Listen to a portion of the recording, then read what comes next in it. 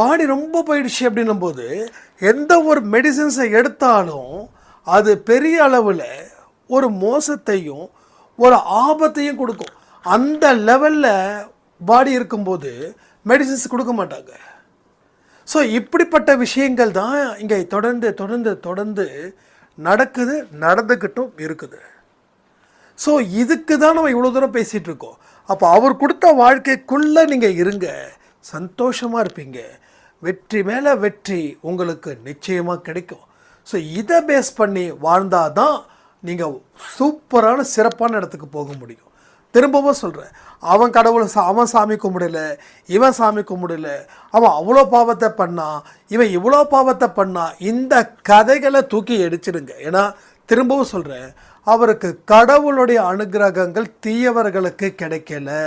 பாவத்தை செய்வது அவங்களுக்கு பிடிச்சிருக்குது,